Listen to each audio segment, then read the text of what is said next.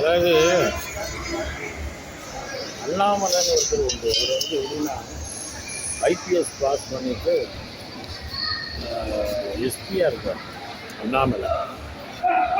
அவருக்கு வந்து ஆட்டுக்குட்டி அண்ணாமலை. அவர் வந்து பல கலைகள் கற்றவர். அதாவது ஐபிஎஸும் படிப்பார், ஆட்டுக்குட்டியும் கேட்கிறார். அப்படிப்பட்ட ஒரு அண்ணாமலை. அதுதான் அவருக்கு ஆட்டுக்குட்டி அண்ணாமலை பேர் வைக்கிறார். அது வந்து இவர் வந்து என்ன பண்ணார், அண்ணாமலை வந்து இங்கே வேலை பார்த்த இடத்துல ஏதோ ஒரு பிரச்சனைன்னு சொல்லி கலெக்டரில் வந்து பிஜேபியில் சேர்ந்தார். அப்புறம் அங்கேருந்து வந்து அரசியல்வாதி ஆகி தமிழ்நாட்டில் அவர் எப்பவும் சட்டம் போட்டுக்கிட்டே இருந்தார். ஒரு கவர்னர் போஸ்ட்டு கிடைக்கணும் அப்படிங்கிறதா சட்டம் போட்டுருந்தாங்க. முடியல கண்ணு கட்டுங்கிற மாதிரி வந்து அரசியலில் இறங்கி அண்ணன் எழுதி வச்சுக்கோங்கண்ணே, திமுக வந்து 40 நாளில் ஒரு இடத்துல கூட வராதுன்னாரு. அது சொன்னோன்னா அது திமுக வந்துட்டு 40 நாள் இருந்து 40 நாளாக வந்தோன்னா ஒரு கூறாமல் துறவரம் போட்டு அமெரிக்காவுக்கு போயிட்டார். கூறாமல், அதாவது குடும்ப வாழ்க்கை சரியில்லைன்னா உடனே சன்னியாசியாக மாறின மாதிரி அமெரிக்காவுக்கு போனார். எப்படியோ படித்து ஜாலிக்கு வந்த மாதிரி வந்து இறங்கினார். இறங்கின உடனே என்னாச்சு, அவர் வந்து ஒரு முன்னால் ஒரு கெவுன் பேண்ட் போட்ட மேலே ஒரு கெவுன் போட்டு மேலே சட்டை இல்லாமல் ஒரு சவுக்கை வச்சுக்கிட்டு மேலே அடிச்சுக்கிட்டே அழைக்கலாம். ஒருத்தர் வந்து ஒரு மனைவி வந்து கொட்டை அடிக்கும், ட்ரோன்னு அடிக்கும். அவர் சவுக்கை வச்சு சடி குடின்னு அடித்து எல்லா கடைக்கெல்லாம் மாம்பழம் வாங்குவார். அந்த மாதிரி ஒரு வேஷத்தில் வந்து சவுக்கை வச்சு தன்னை அடிக்கிற மாதிரி போட்டார். அவர் வந்து அது உண்மையான சவுக்காங்கிறது தெரியல. ஒரு ஆளுலாம் பஞ்சில் செஞ்ச சவுக்கு, துணிக்குள்ளே கூட பஞ்சு கொடுத்து அதை அடித்தா வலிக்காது. அப்போ சவுக்கை வச்சு அடிக்கணும்னா என்ன செய்யணும்னா, யார்கிட்டயா கையில் கொடுத்து நல்லா முரட்டுத்தனமாக அடிக்கிற ஆட்களை கையில் கொடுத்து அடிக்கணும். அவன் சுளீர்னு அடிப்பான். சுளீர்னு அடிக்கிற அடியில் சின்னால அலற அளவுக்கு போதுங்கிற அளவுக்கு அவரை அடிச்சுக்கிட்டார். அது என்ன அர்த்தம் அப்படின்னா, அவர் வந்து தன்னை வந்து அடித்து அது மூலமாக அவர்கிட்ட வலியுறுத்தினார். ஐயா, பாலியல் குற்றங்கள் வந்து எப்படி நடக்கும்? பெண்கள் வந்து தன்னுடைய எல்லைக்குள்ளே இருந்து, குடும்பத்தில் இருந்து, கூட பிறந்தவங்களுக்கு பயந்து, அப்பா அம்மா அண்ணன் தம்பியுடைய இருந்து அடக்க உடக்கமாக இருந்து ஒரு இடத்துல தன்னை மறைச்சிருக்காங்கன்னா பிரச்சனை வராது. இவங்க படிக்க வச்சா இவங்க என்ன பண்ணுறாங்க, படிக்கிற இடத்துல காதலரோட தனிமையாக போனாங்களாம். புதருக்குள்ளே இருந்தீங்கன்னா அங்கே என்ன வேலை? படிக்க அனுப்புனா புதருக்குள்ளே உனக்கு என்ன வேலை? அதுவும் தனிமையாக இருக்கணும். நீ படித்து வேலைக்கு வந்து ஒரு கல்யாணத்தை முடித்து குடும்பத்தார் எல்லாருடைய பெற்றோர் பெரியவருடைய கல்யாணத்தை முடித்து நீ குடும்பமானா தனிமையாக போய் இருக்கிறதுக்கு அவங்களே ஒரு ஏற்பாடு பண்ணி வைப்பாங்க. நீ என்ன பண்ணுற, நீயா ஒரு முடிவு எடுத்து ஒருத்தவங்களை காதலிக்க, அவனை காதலித்து அங்கே புதருக்குள்ளே போறீங்க. அந்த புதருக்குள்ளே போகும்போது அங்கே ஒரு வில்லை வந்து நிற்கான், காட்டு பண்ணி இந்த ஓநாய்கள்லாம் அலையும். அது என்ன செய்யும், மலிவான சோகங்களை பெறுறதுக்காக உள்ளே வரும். ஏன்னா பொது இடத்துல வச்சு செய்ய ஒரு மறைவானதோ ஒரு இடத்துல வச்சு இது பண்ணக்கூடாது. குடும்ப வாழ்க்கைன்னா என்ன, கல்யாணம் ஆகி குடும்பமாக இருந்து தாய் தப்புக்கு பெரியவங்களுடைய ஆசீர்வாதத்தோடு நடந்து அது ஒரு அந்தரங்கத்தில் அது ஒரு காரியம். இது தனிமையாக போனாங்களா 8 மணிக்கு மேலே உனக்கு அங்கே என்ன வேலை?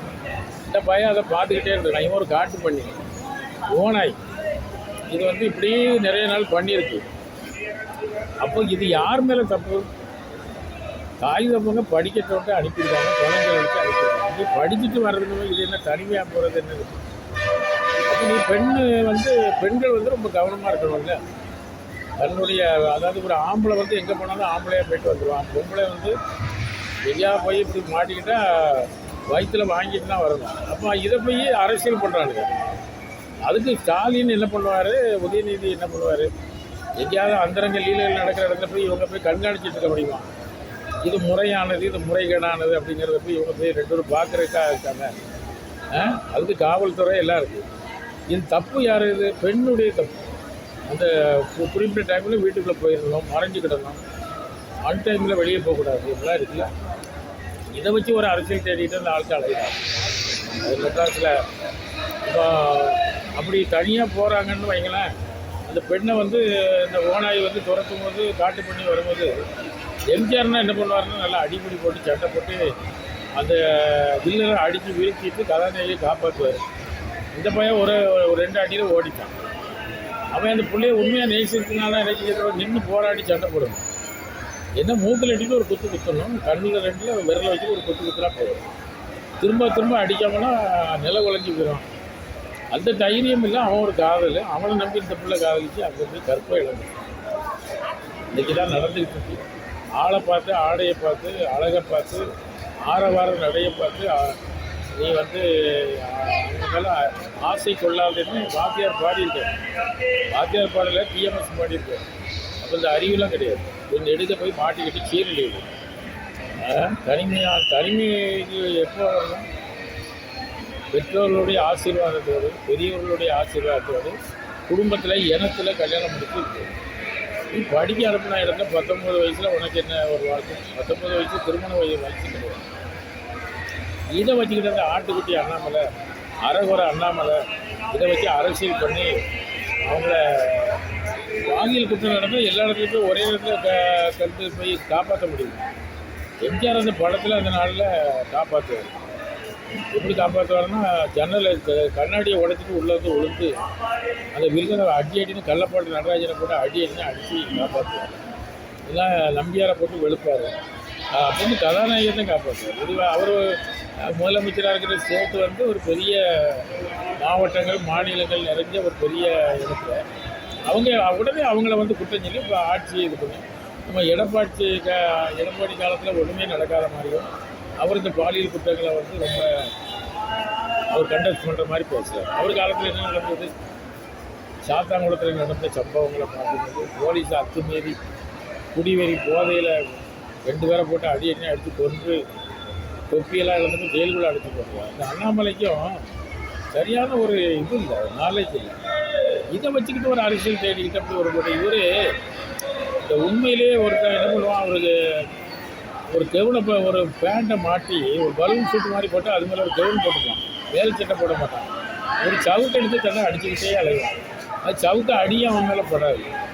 ஒரு பொம்பளை இப்போ பக்கத்தில் இருந்து கொட்டை ட்ரோன்னு அடிப்பான். அது மாதிரி இவர் முதல்ல வந்து ஐபிஎஸ் அந்த காவல்துறையில் உள்ள காஸ்டியூமில் இருந்தார். அப்போ எவ்வளோ மதிப்பு இருக்கும். பின்னால் ஒரு சைக்கிள் போட்டு போகும். அந்த எஸ்பி ஆஃபீஸுக்குள்ளே போகும்போது அங்கே அவருக்கு பேண்டு வாத்தியத்தோடு மேலே அடித்து விடுவாங்க. அப்போ அதில் ஒரு சந்தோஷம் இருக்கும்.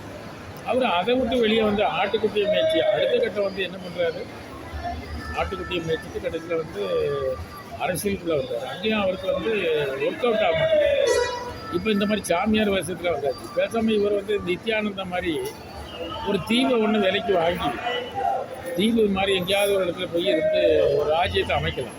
தமிழ்நாட்டில் இவங்க வேலைகள் பலிக்க அந்த ஒரு பாலியல் குற்றம் நடந்தாக்க அவர் என்ன செய்வார்? திமுக அரசு என்ன செய்யும்?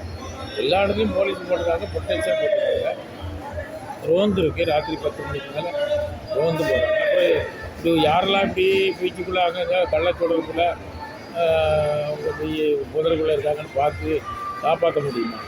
அவங்கவுங்க பெண்கள் அவங்க லிமிட்டு எல்லையை தாண்டி போகும்போது எங்கே போனாலும் வேறு ஆபத்து இருக்குது.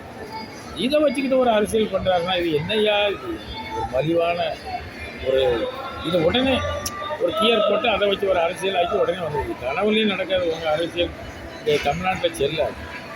அதனால் அண்ணாமலையார், எடப்பாடியார், பன்னீர்செல்வம் இவங்கெல்லாம் ஒன்றும் கதைக்கு ஆகும். அதனால் நல்லா ஒரு ஆட்சி அமைக்கிறத வந்து அமைச்சு நல்லா போய்கிட்டு இதை உடனே குற்றஞ்சாட்டி உடனே இது.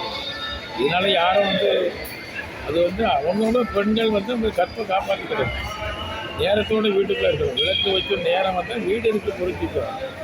அந்தந்த இடத்துக்குள்ளே எல்லைக்குள்ளே இருந்தால் தான் பாதுகாப்பு. ராத்திரி 10 மணிக்கு யாராவது ரோட்டுக்கு வந்தாங்கன்னா 11 மணி 11 ரோந்து வரும்.